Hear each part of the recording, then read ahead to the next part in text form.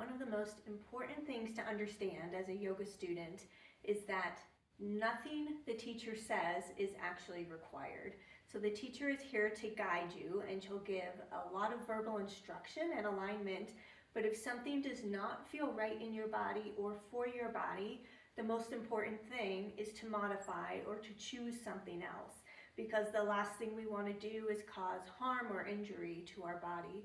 And as the student, that is your responsibility to keep in mind. The teacher will help and the teacher will guide as much as she can, but you are the one who knows what it feels like.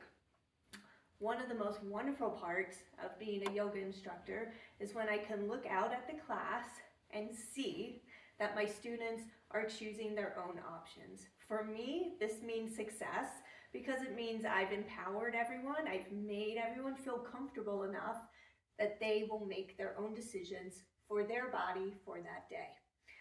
This is what all of us want.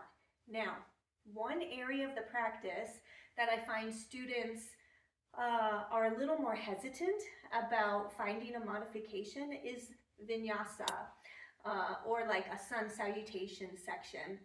So there are many reasons why a traditional Vinyasa or sun salutation might not be optimal for you.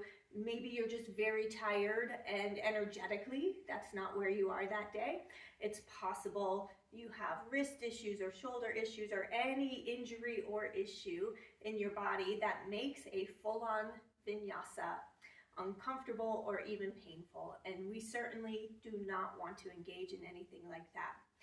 When I say Vinyasa, what I mean is either a sun salutation or a section of the class where between poses you're moving forward into a plank, or maybe you're doing a chaturanga or a knees, chest, chin. Let me give you a visual of just what a very traditional sun salutation or Vinyasa looks like, and that way you'll know what I'm talking about.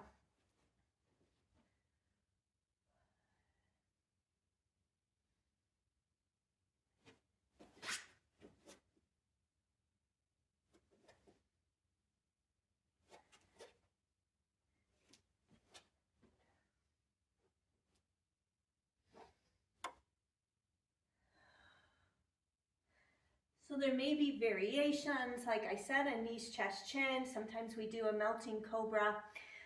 But if any of these just are not comfortable for your body, let me show you some alternatives. You can use them anytime, any day, and at any point in a class. I'm going to show you two variations that will still have you moving. Then I'll even show you a standing variation. If you don't want to be getting up and down from the mat at all, you can insert this variation as needed. The first variation I'll show you is just bringing in some cat-cow.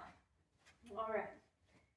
So from the top of the mat, inhale, arms up. We'll exhale, forward fold.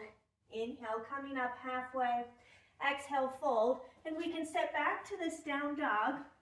And here's where many vinyasas begin. Instead of going into that plank or whatever the teacher is instructing, inhale, lower the knees. Exhale, angry cat pose. Inhale, coming to that cow. And exhale, downward facing dog. From there, you can go into whatever movement is next that the teacher is instructing, whether it's coming to the top of the mat or perhaps a different standing pose. So you see from this variation, we cut out the plank pose and we cut out the very deep back bend. If either of those are problematic and coming into the cat-cow is lovely, we're still getting movement in the spine, but not as extreme as another variation. Okay, next variation. This is actually my favorite vinyasa, for sure.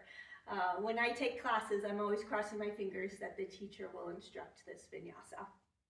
This one is great. If even a cat-cow maybe hurts your wrists, then you can insert this. This one is also fantastic. Anytime you're feeling low energy, you just don't have enough gusto to go through the motion of a full-on vinyasa. Here we go.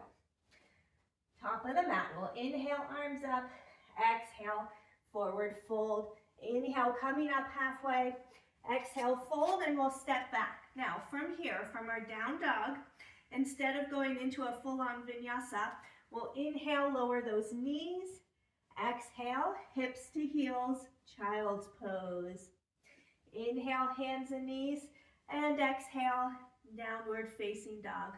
From there, going through whatever motions the teacher is instructing next. Favorite one. Lovely, lovely, lovely.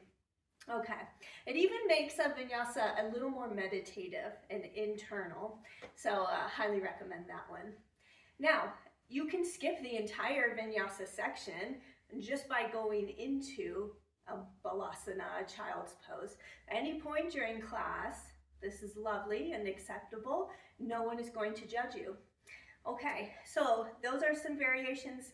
Let me show you, if you don't even want to get down into a down dog or a plank at all, here's a standing sun salutation, and anytime the class is going through it, you can go through this, and it's lovely. You'll still connect with the breath, you'll still move the spine, so it will have the same purpose.